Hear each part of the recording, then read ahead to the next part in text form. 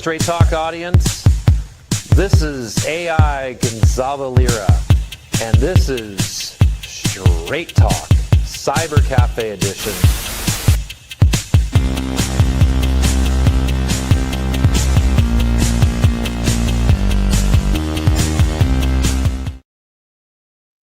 Hey, what's up, guys? How you doing? Welcome to another edition of Straight Talk Podcast with Professor Red Pill and Adam Maxwell. This is the Liberty Report. So today we're going to be talking about Donald J. Trump and I guess this new bill that just got passed or is in Congress, got passed by the House on the way to the Senate, and it's his beautiful bill that he talks about. I guess there was some wording in there regarding the golden dome type thing. Hey, my headphones aren't working right now, so awesome. Sounds good, brother. But anyway, yeah, Adam Maxwell was got to sort out some audio stuff, but it's all good, no worries. Yeah. So anyway, so Trump's dealing with some stuff, man. He's like got this beautiful bill going through, and have some tariff stuff going on, trade wars, global wars, all kinds of wars going on. We took a week off. Mad Max had to go on vacation and stuff, and I had some stuff I had to take care of, but nonetheless, like I said, we have a good podcast for you today with the Liberty Report, and I think Mad Max is good to go. So let's go over the agenda. What are we going to be talking about today? My understanding is we're going to be talking about the big, beautiful spending bill under Donald Trump, the small government, Department of Government Efficiency, massive expansion of government spending, of the military-industrial complex, the lack of focus on, say, economic production and job growth, and just generally, I hope you didn't fall for it, because Trump is just the president of a deep state, which is continuing in the same patterns of being the deep state. Yeah, pretty much. Yeah, that's what we called it here on Straight Talk. We had said this. We had Lupiter on. We had Swend on. We had Mad Max here on. We had plenty of people on here talking about the mega movement and about Trump, and the conclusion that I came to, that we all kind of came to in a synopsis, is that it's just going to be the same old. Nothing's going to change. It's going to be the same agendas, same war hawking, same neoconness, same it's just going to be a different stank. Basically, it's the same crap, just different stank. But nonetheless, like I said, we have hyperinflation still going on, spending to infinity. This new bill, I guess, apparently is going to raise the debt ceiling by $2 trillion, from what I understand. I haven't really been able to get a chance to really look at it per se, but just what I understand from news media, other influencers and whatnot. I will break it down further on the locals channel and do a deep dive. But from what I understand, any type of bill that goes through Congress, new legislation, think of new legislation as money. So when bills go through the House or through Congress is the purse. It's written in the Constitution. It is what it is. They control the money. So they have to put it through committees, subcommittees, lobbyists, things of that nature, go through and put things in it. And I guess they call it pig barreling or something, I guess is the term. Don't hold me to that. It's a lot of information, but nonetheless, they send it to appropriations. They appropriate funds to pay for the bill, because when they pass the bill and put it into law, it requires money and funding in order to enforce that law, or to regardless, the situation here is that it's going to raise debt ceiling by $2 trillion. They're going to cut need-based benefits for a lot of Americans. They're going to expand the wall, build this golden dome, this beautiful golden dome, and more military. That's the name of the game in America, because the military-industrial complex. We estimated, at university when I was an undergrad, they said up 75% of the U.S. GDP is based on some type of indirect or direct military spending in some way or shape or form. Gerald Celente says that the American business is war. I mean, it is what it is. And I believe it was it Eisenhower, Mad Max, that that said, Yes. beware of the military industrial complex in his farewell address. So, I mean, really, it's big business, man. I mean, we have all these different organizations, different companies, different NGOs, things of that nature. Uh, the U.S. government uses soft power overseas through U.S. aid and NGOs in order to control and influence and trade. I talked about this on the Consolidator Legacy group in the Telegram. I recently talked about this in a couple of rants. Join Not that. Yeah, go ahead. And not only just the soft diplomatic power, but also soft military power. For example, you've got military contracts as well. The thing that distinguishes America from many of the other great powers is that America uses a lot private military corporations in order to go and destabilize places. They will go and hire the mercenaries to go in. And yes, when you look at Syria, when American mercs went in, so too did Russian mercs were contracted to go in. These were like proxy wars using mercenaries. But it's very important This is what to I call, recognize. this is the new hybrid. This is what I refer to as new hybrid war, where it's going to be AI. We've already kind of talked about this previously about drone warfare, AI, information systems, propaganda, and then the use of private militaries and foreign military adversaries. So Russia's got the equipment, America's got the equipment. Russia didn't really have the personnel, to go in. So they use National Guardsmen, they use Wagner Group, and then volunteers. Same thing the United States did with Ukraine. They sent in volunteers, private contractors, as you said. And a lot of these private contractors, they were trainers. And they do this all over the world. Like these private contractors go all over the world and they train they train militaries through the U.S. government. A lot of them are ex-military, ex-special forces. They work through different types of contractors. I don't want to name the private contractors on here. I know who they are, but it is what it is. And that's part of that military soft power. But this is the new hybrid warfare that we're dealing with.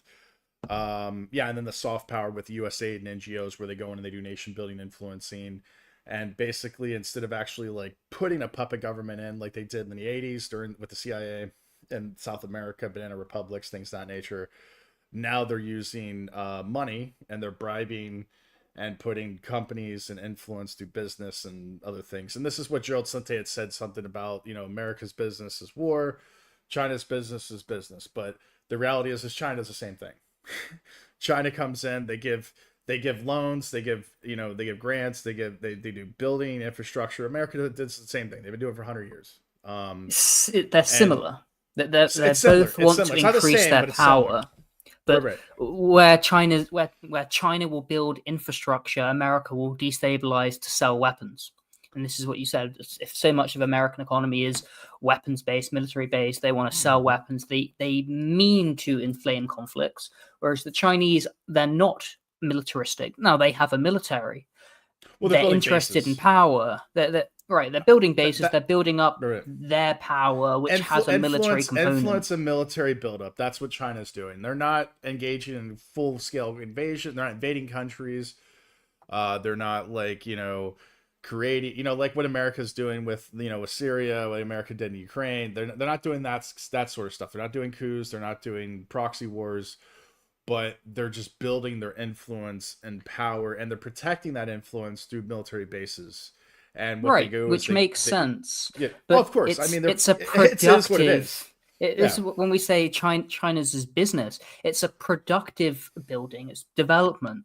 So, would you prefer having American bases in your country being, bought and sold weapons, destabilized? Nothing much is being created of value, but there's a lot of, weapons trades going on, for example, or maybe even conflict, as opposed to, China comes in, look, we're gonna build you a dam. We're gonna give you the finance for it. You're gonna hire our Chinese workers mostly, but you're gonna get the dam. You're gonna get the influence. You're gonna get the port. You're gonna get the roads. These are tangible benefits that America just isn't offering, and this is the difference between America's unipolar moment and 30 years of war here and there versus the Belt and Road Initiative and everything within that, where China comes in and says, we're going to develop you. You're going to be indebted to us both financially with the loans and however else, but also that, by having China develop someplace, there is now Chinese influence. You are, Mhm. and they protect it as well, however they wish to.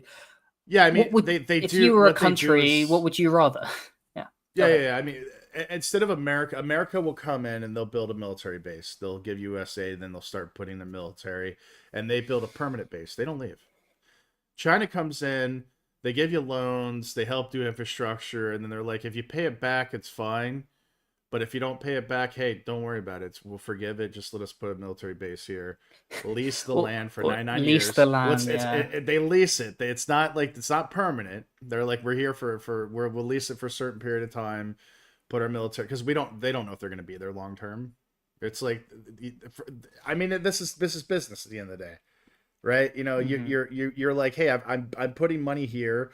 This is my assets. This is my infrastructure. I'm doing trade deals, and I want to put my military there just to protect my assets and my infrastructure that I built. And I don't have to. If the country is wealthy enough to where they can pay back the loan, then they obviously have enough to pay for their own military. I can just sell them weapons, which China also does. So, I mean, in a sense, China is doing exactly what America was doing, and now they're not because now it's just clown show in America.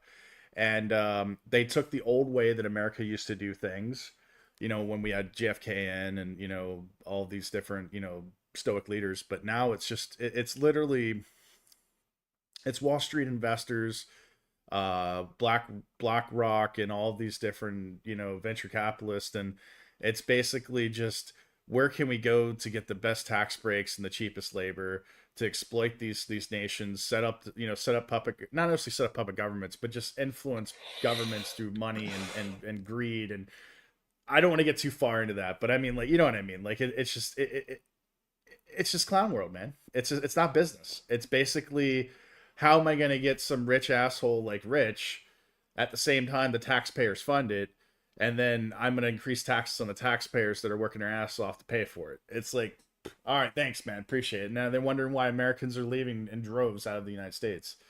I mean, it is what it is. There is a difference between like what state capitalism in America has now morphed into. There was what it was originally, and now it's Mhm. just like massive corporations capturing government contracts and regulatory agencies and just exploiting as much of the government revenue expenditure as possible, such that I think the UK, I think the USA government spending is about 40% when you factor in state and federal.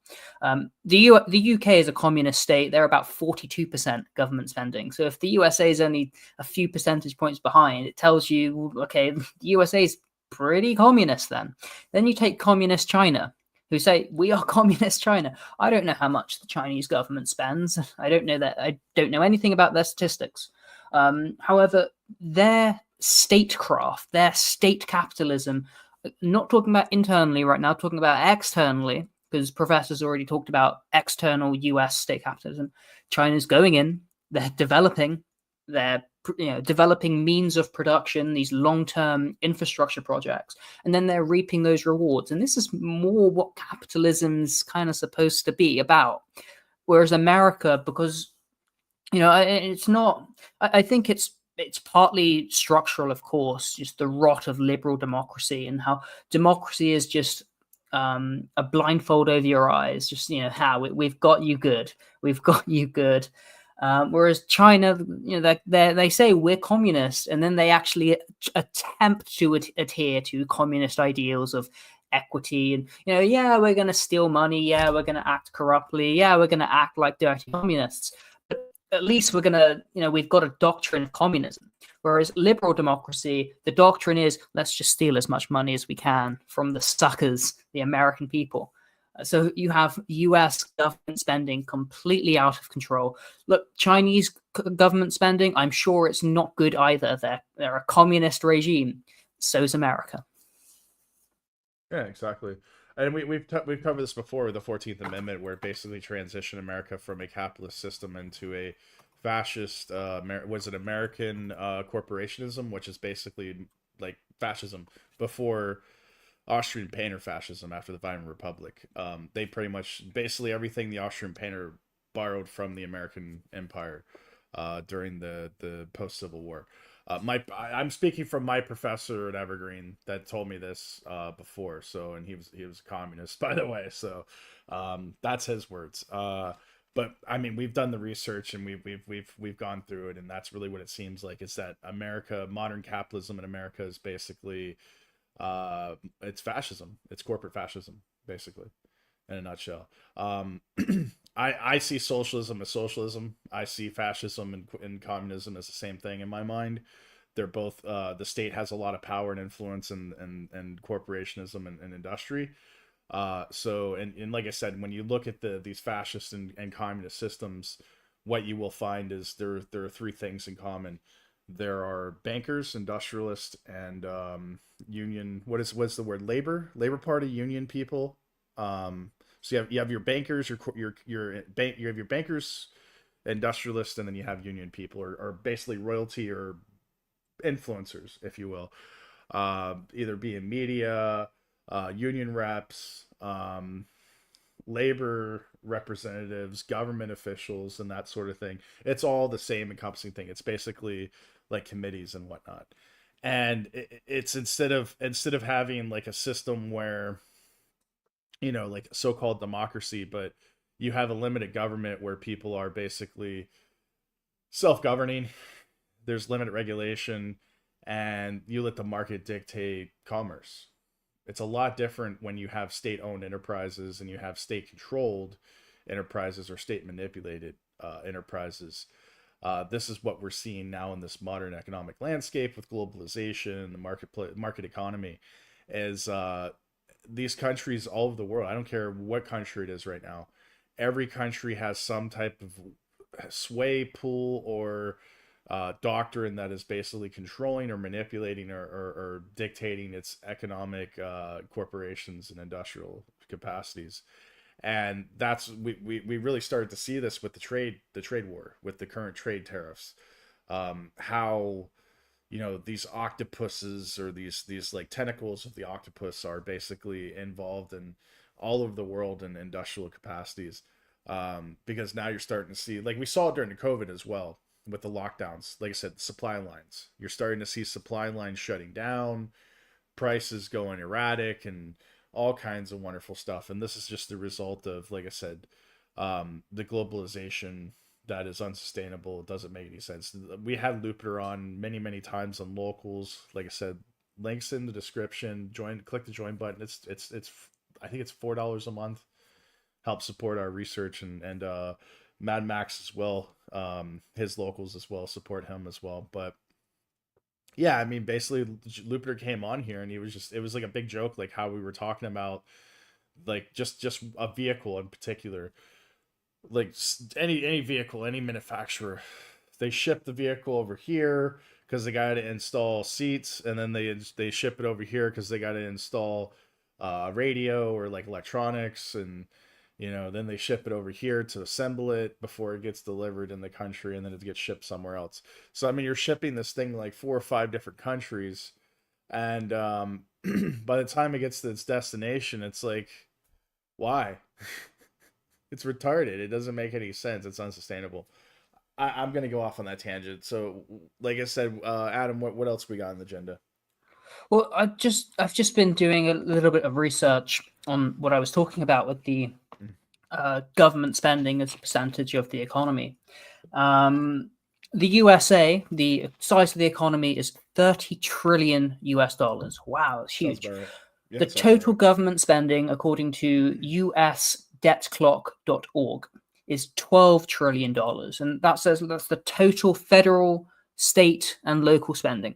12 trillion, 12.27 of 30 trillion, right? 30 over 12, 10 over 4. It is 40.88% spending to GDP ratio.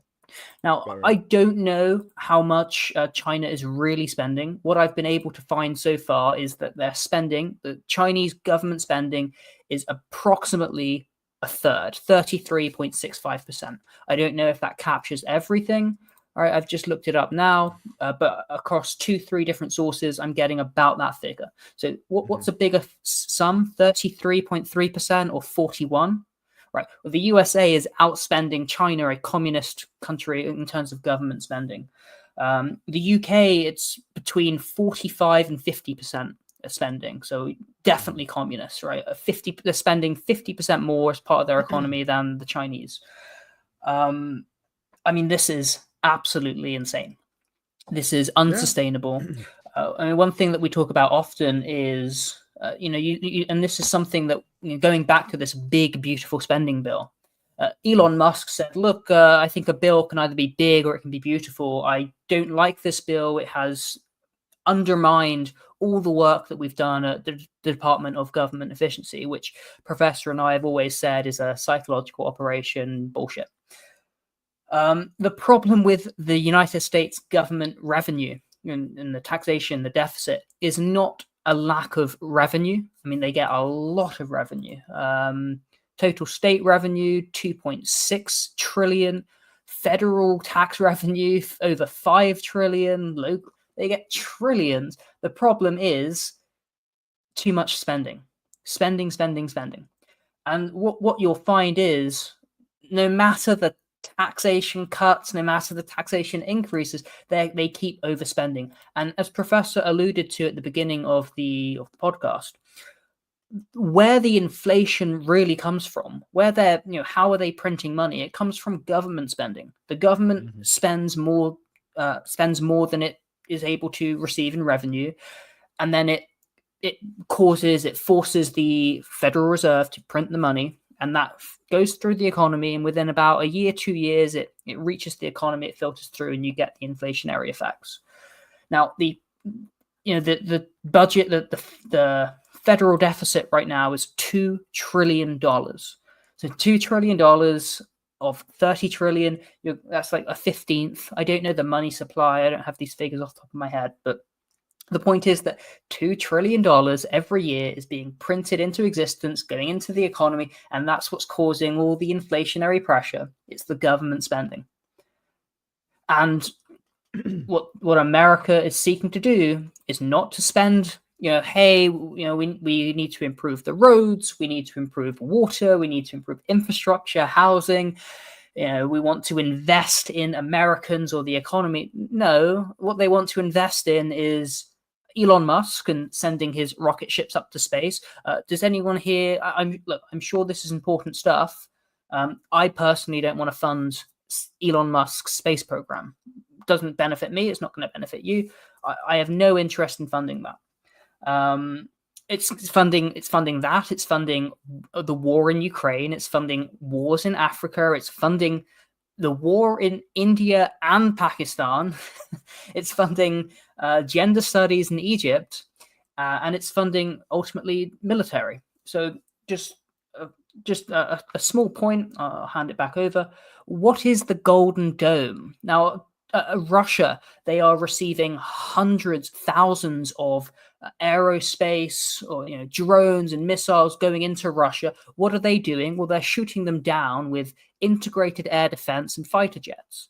Okay, well, does America have that? America does not have integrated air defense. It has some air defenses, and they've got fighter jets, absolutely. What's the Golden Dome? Is it like Israel's Iron Dome, a series of anti-air missile batteries around the country? No, my understanding of the Golden Dome is it's going to be largely space-based. And there are currently treaties that say we're not going to militarize space, because once you militarize space, there is trillions of dollars up there. Once you militarize space, what the Russians, the Chinese, they're going to need to counter it. And my understanding is the best way to counter space-based weapons is a nuclear bomb in space, which you set off a nuke in space. It doesn't affect our atmosphere, but it causes an electromagnetic pulse, an EMP, and it knocks out all the consumer satellites and potentially the military satellites, unless you have huge EMP protective coating.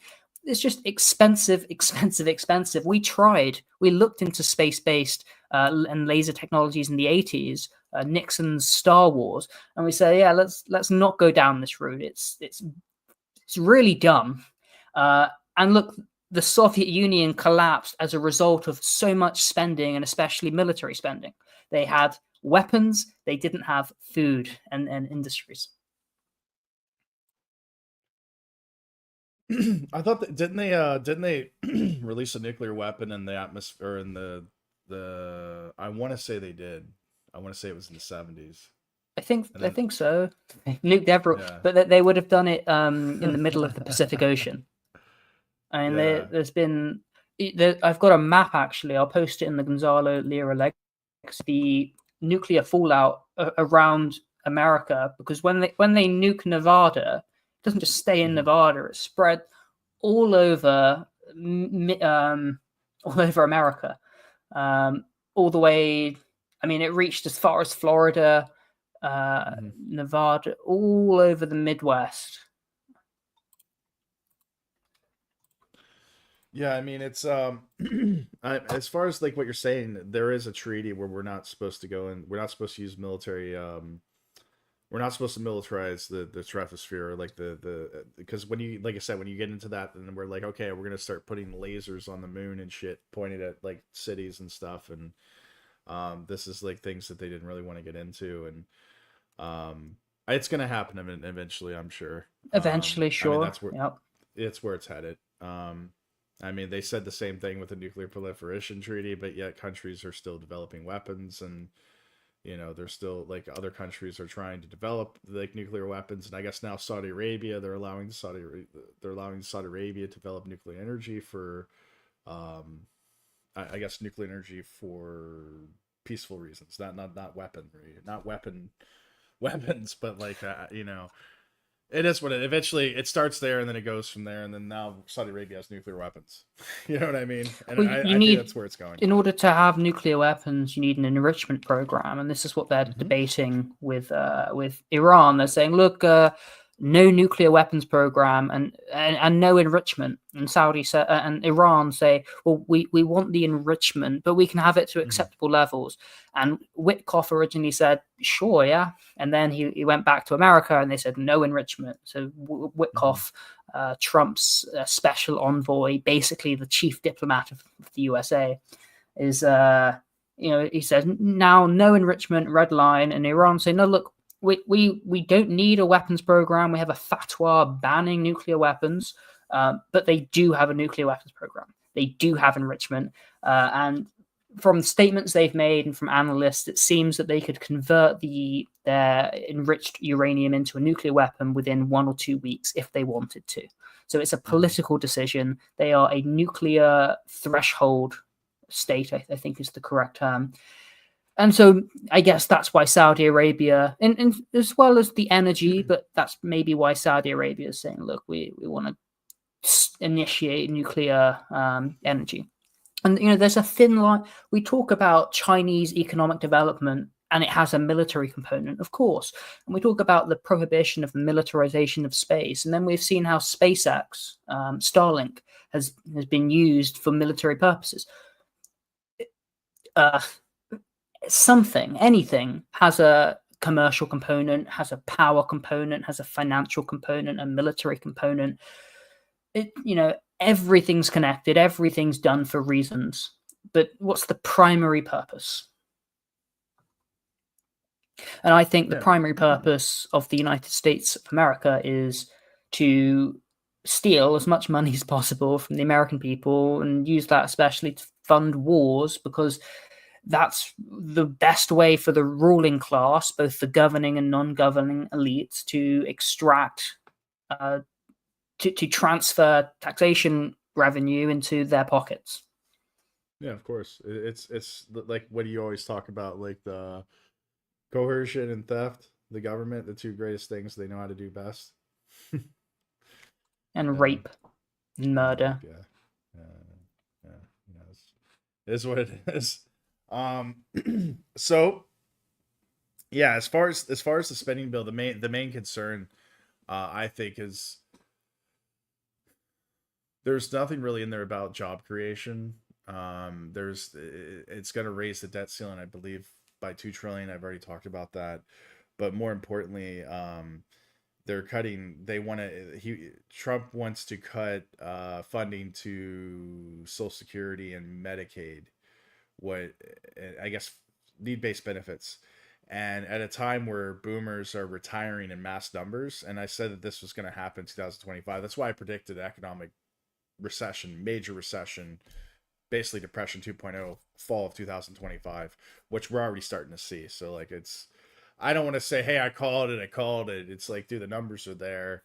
These go in cycles, and it's in that perfect time period, with the financial debt cycles and economy. And if you study this stuff really well, extensively, like I do, you can kind of make pretty accurate predictions. And anyway, nonetheless, like I said, the boomers are retiring in massive numbers.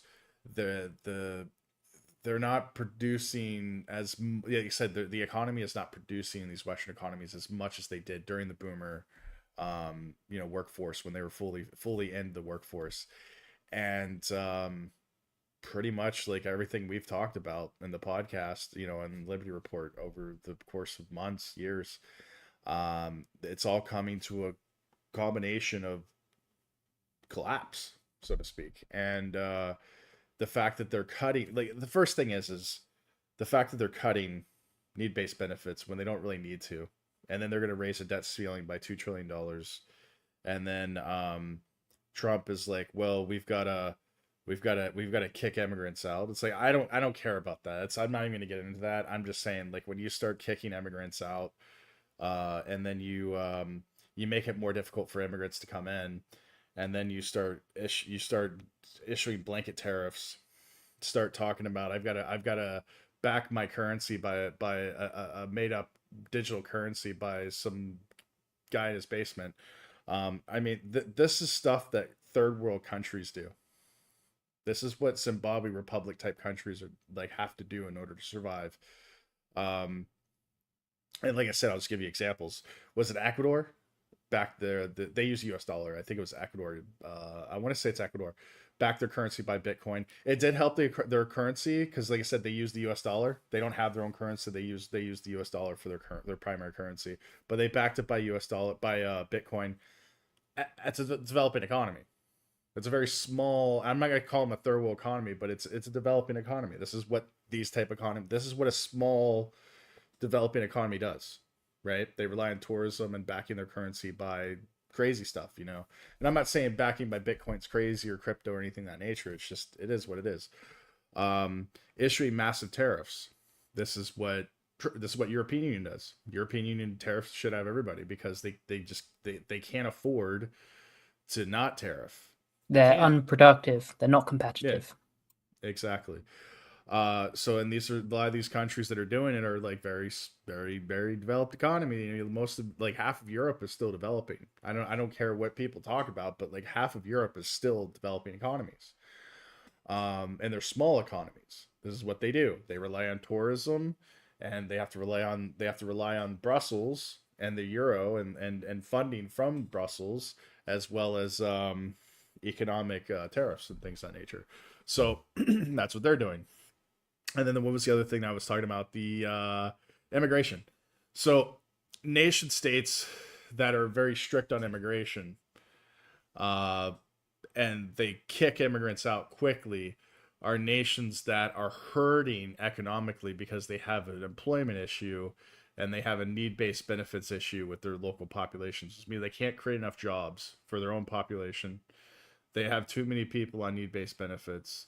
So they have to have stricter immigration laws, and they start kicking immigrants out of the country. Immigration, generally, when you see a high index of immigrants coming into the country, it means there's money. It just means there's freaking money in that country. When you have migrants coming to a country or coming to a nation, they're going there because there's money there. Otherwise, they wouldn't go there. You don't see people lined up to go to India right now. You don't see people lined up to go to Nigeria. I mean, or like what's a really bad country like Yemen or something? You don't Eritrea. You don't see lines of cars from Saudi Arabia going into Yemen. Like, hey, I'm gonna go live in Yemen and make my money. No, you just don't see that. So this is what happens to countries when they start to fail. And that's what I said would happen with the Trump administration. You would see it in 2025. Clarify, what is it? What starts to happen to countries? They start kicking out the immigrants? Oh, no. I like what I just went over. Like I said, you start backing currencies by like you start doing radical stuff with your currency, backing stuff with like stuff that's not been tested or true or tried. You back it by gold. You don't back it by stuff that hasn't been tested. Um, you know, making immigration more difficult to get in and kicking people out. Um, offering investment based green cards. You can see it on the thumbnail with Trump down there in the corner. Was it $2 million to get a green card now? I thought it was $5 million and you're in. Okay, yeah. You see, this is what countries like Republic of Georgia, and like that's where I'm at now. Under Saakashvili, he implemented legislation. Basically, I think he invested $100,000. You can get a 6-year resident permit. If you invest at $300,000, you can get a permanent residence. And a lot of countries do this. A lot of developing economies do this. Correct me if I'm wrong, but was it not Trump $5 million for citizenship? Yeah, it's no something questions. like that. Yeah, it's an actual green card, but it becomes 2 citizenship. So it's a permanent residence permit. It's like a 10-year probably, and then after 3 years you can apply for citizenship basically. So it's citizenship through investment. And this is what third world countries do. This is what developing economies do. As well, there are a number of countries around the world that do that. A few in the Caribbean. I think Cyprus used to have one. There's a few places that, like, if you've got the money, I do recommend it. Yeah. Not America. But I'm not saying that third world countries, this is how they develop their economies, but this is what established. This is not the elite. What the elite successful country wants to do. This is not the playbook of the uncontested world leader who's got all the leverage.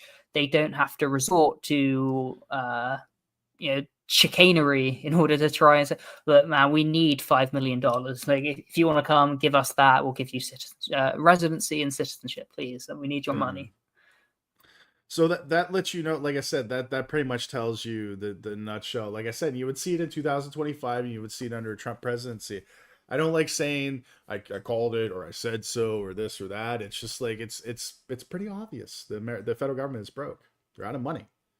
They don't have tax revenue because corporations have left over the years due to offshoring for tax purposes and for whatever the heck they're doing.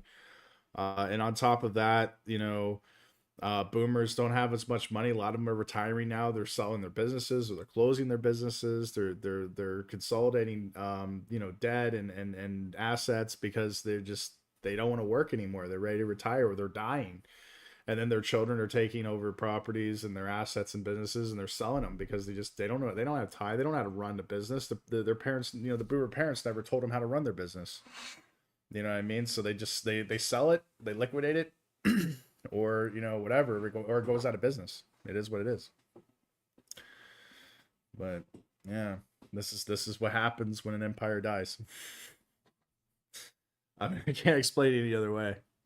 You're from the UK originally, so do you see similarities in this? Because I know the UK has been collapsing for a long time, pretty much under Queen was a former Elizabeth the Devil. Sorry, Regina. Yeah, the Devil. Yeah, I mean, because before she was crowned Queen of England, George, I think, was the king before. Yeah, they still had Jamaica. They had a bunch of countries and territories. They had an empire.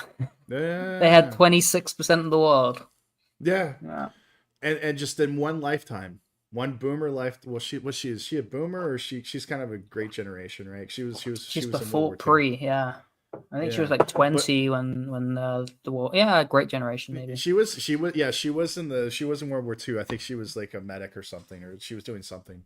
But long story short, over her lifetime, all of the because you understand how the UK government works. The crown, they have territories. So under the actual crown, they have actual territories like Jamaica and stuff like that they had at the time, and these were under direct rule of the Queen or the King. And just Great Britain itself is considered a democracy. It's a parliament, parliamentary system. So the Queen and the King is really just a figurehead when it comes to the actual legislation, as far as I know, with the UK. So anyway, the Crown lost all of this. So now they're just figureheads. They're literally it's just Disneyland now. Like, they have no power, they have no influence, they have really no territories now, from what I understand. Well, over a yeah. lifetime. I mean, if you take I forget the name of the island, but there's an island chain, like north of New Zealand. Like their highest court is the UK. That like their supremest court is the UK, highest instance. And this is in Canada. I mean, the figurehead of Canada is the king. And you know they have like a crown regent or someone that's in the government somewhere up there, and these are kind of this is really Is this soft formal? power though. That's what I mean. Is it It's formal or is It it more matters. influence? It's Okay. influence. It's soft power. There is a formal there, but like in practice, it's not really used. Like the crown in England, in the UK, conceivably they could veto any law. I don't think the Queen ever did that. I don't think the King's going to do that. It's important to recognise that the British Crown are not a good institution. Right? They are of the rot. They are malevolent. They are the problem, or they're of the problem. There's many factions. These are not a good faction. So when I was personally looking for like good offshore jurisdictions to establish some offshore structures, tax structures, any country that is a crown dependent or crown territory, Gibraltar, Cayman Islands, Marshall Islands, these ones in Polynesia, I just, because they're under the crown, I'm not going to touch them. Yeah, I got you.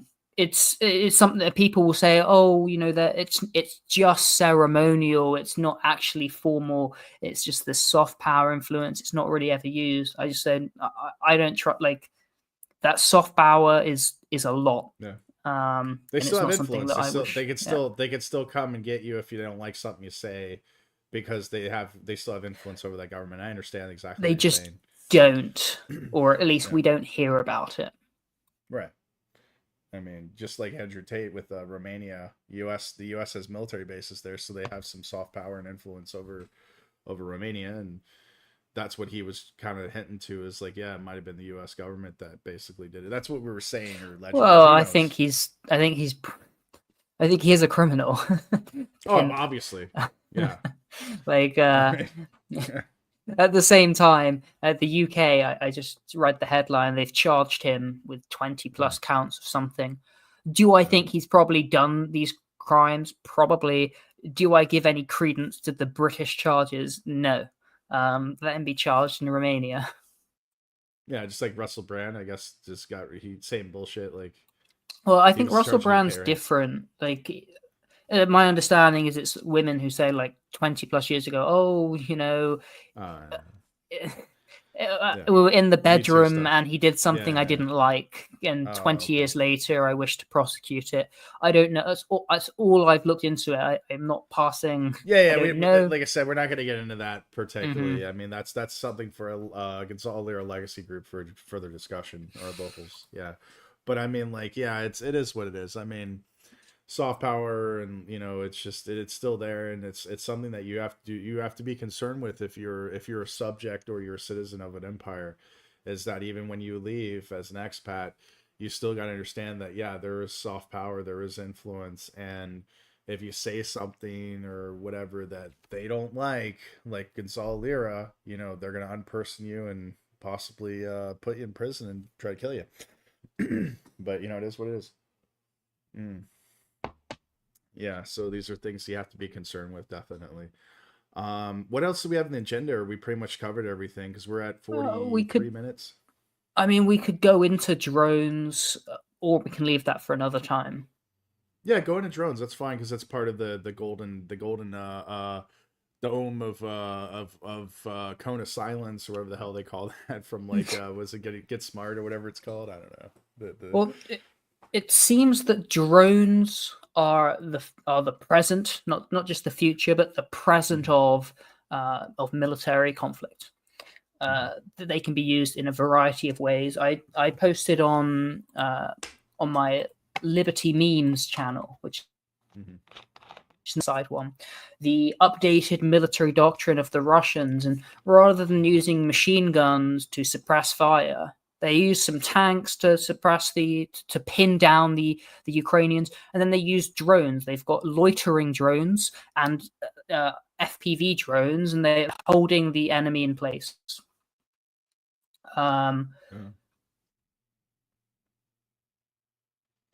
Producing so many drones. I mean, hundreds and hundreds. And I'm just getting up the article I read on Russia Today recently. So many drones. And America is also, and Israel. They're making drones. They're selling drones. Drones are the new business. And one thing we've been talking about is drones and robotics and AI. Right. No, definitely. I'm just wondering if they can eat it. If they could eat that, if they run out of food, because I know there's a potato famine in Belarus right now. Apparently, well, it's not a famine. They've run out of potatoes, and I read beyond the headline. They say that all the excess potatoes have been exported to Russia, and so there's very little. There's no potatoes left in Belarus, and this is something that Lukashenko has actually been talking about for a couple of years. Like, we need more potatoes. And okay, I'm sure evidently they do. I know that, like, here in Georgia, we do receive some food products from Russia. They're actually very affordable. The products from Russia are very affordable. They taste okay too. I mean, like, it's usually pretty high quality. Not as high quality as European products or products coming from Turkey, but from Germany especially. But yeah, it's fine. It's affordable. We have Ukrainian product. I particularly don't buy Ukrainian products just because it's just the quality is crap. It's very dirt cheap, and I just don't trust it. Especially the Chernobyl and stuff. You never know, man. It's an unregulated government. You don't know what the hell's in it. But yeah, I mean, apparently Ukraine is selling sugar and food products and stuff right now. I don't know how they're doing that in the middle of a war zone, but yeah, they're selling all kinds of food products around the world apparently. Well, most of Ukraine isn't in a war.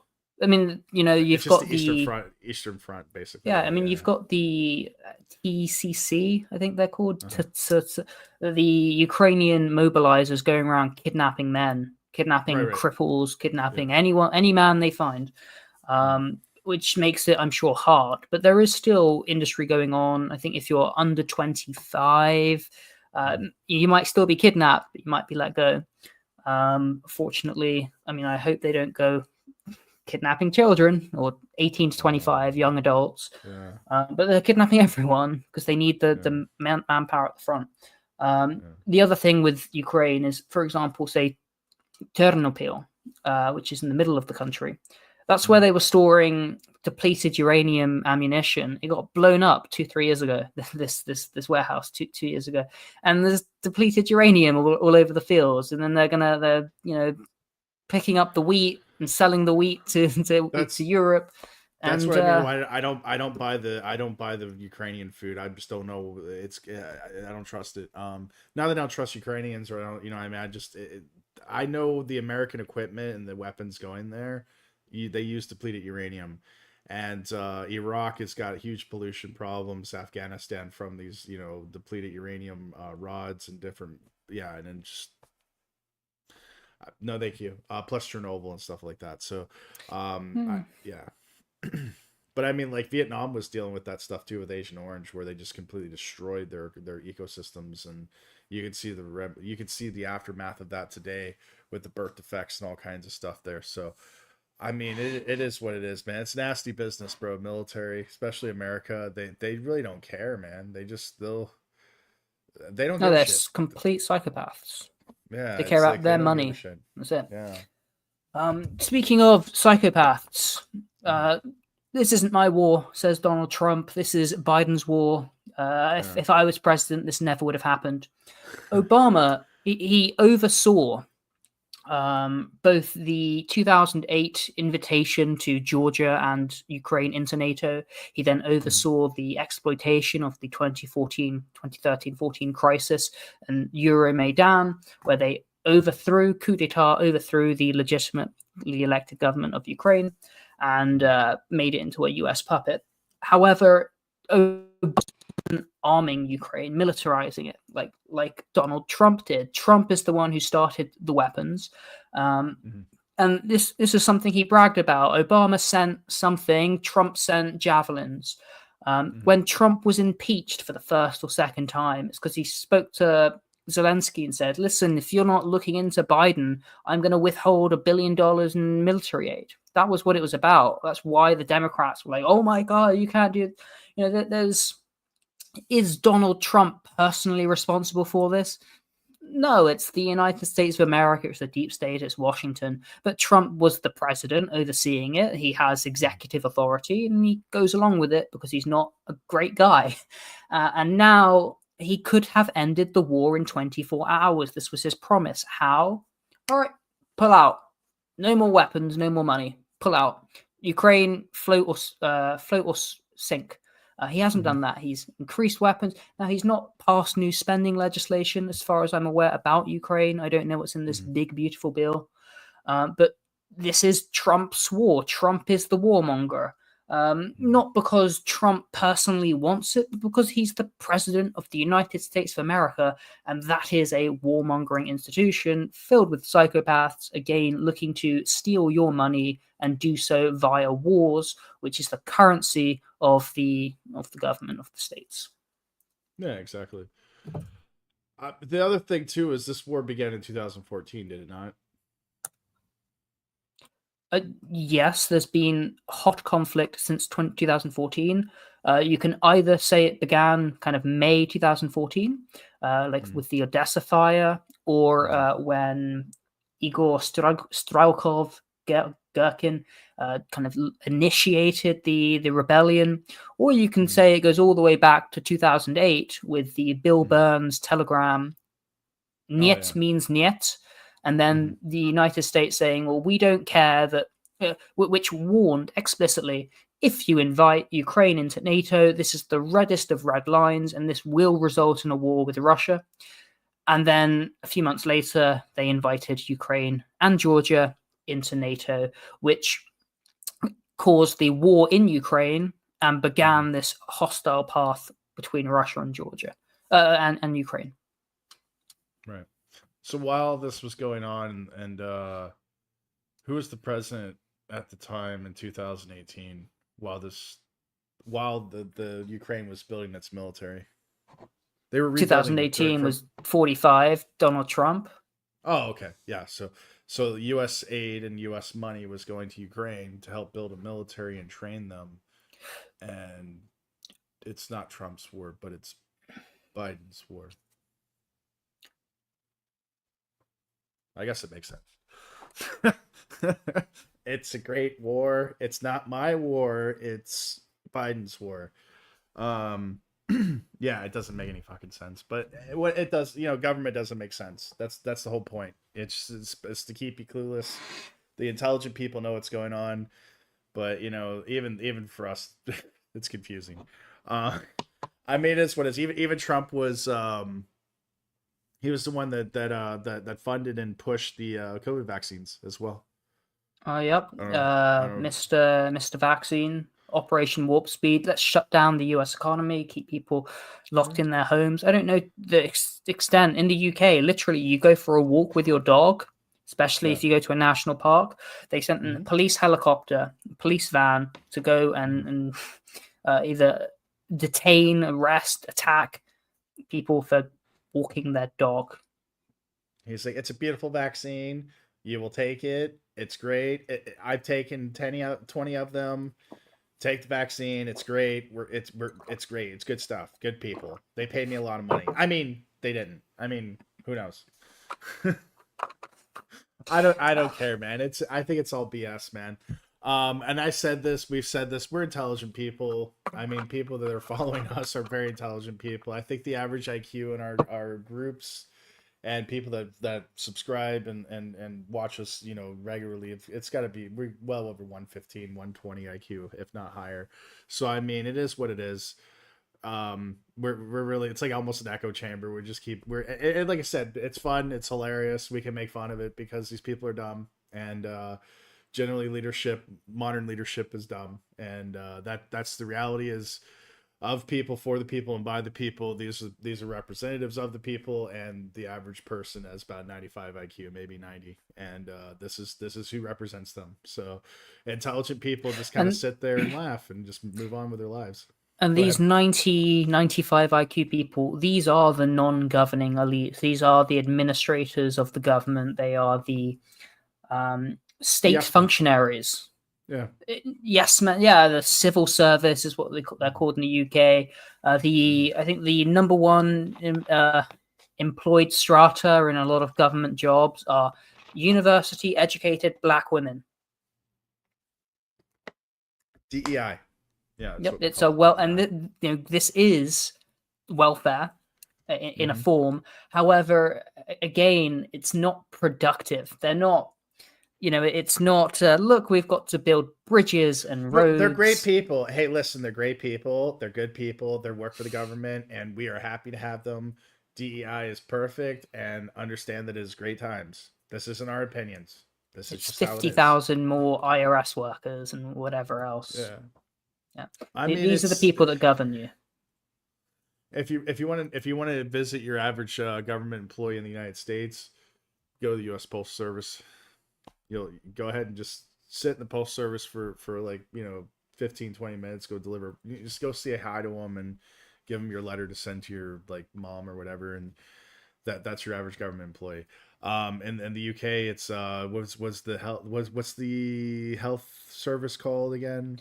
The NHS. Yeah, I had Yeah, a Sudanese Muslim say that she was had complete ownership over me. yeah, NHS. Yeah, that's in the UK. So in the US, go to the US Postal Service is the largest employer in the United States. One of the largest employers in the United States, other than Walmart. Um, and UK, it's NHS, and that's the average. That's the average government employee. So if you're in the UK, go to the NHS, go check in. It's free. They'll even give you a bus pass to get back to your house. And yeah, just go hang out there for 15 minutes or like an hour and meet the people and talk to them. And that's the average government employee in the UK, US Postal Service. Um, yeah, I mean it is what it is. I'm glad to be out of the Western economies. It's somewhat functioning here. I mean, it's still messed up because it's a developing economy, but I mean, it's libertarian, kind of a libertarian anarcho-capitalist type system, at least close as we can get to it. Just like in Argentina. Hold on, my camera's doing weird stuff. There we go. What In I will say. Argentina, go Sorry. ahead. Yeah, go I'll ahead. just say, in summary, in conclusion, coming up to the hour, I haven't read Trump's big, beautiful spending bill, but I condemn it absolutely and hate everything within it. I don't know what it says. I haven't read it. I've not read anything about it. I've actually been very busy the past couple of weeks. But it's expanding government as always, and it does nothing good. Yeah, I mean, basically, it's just like I said.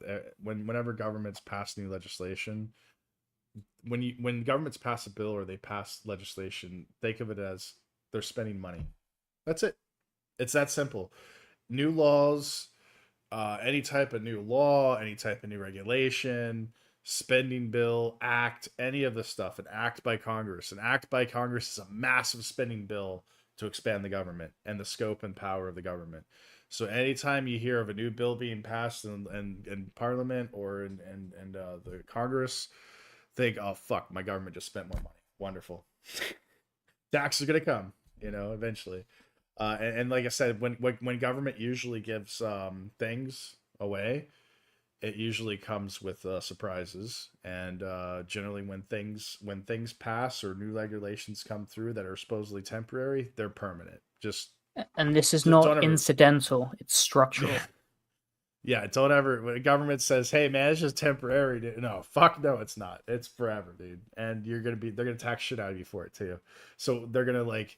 It's like, hey man, we're gonna pass this temporarily bill so that you guys can be taken care of, and don't worry, it's just temporary, and it's not gonna raise taxes at all. And then like a year later, we gotta raise tax, right? We gotta raise debt ceiling, we gotta increase taxes.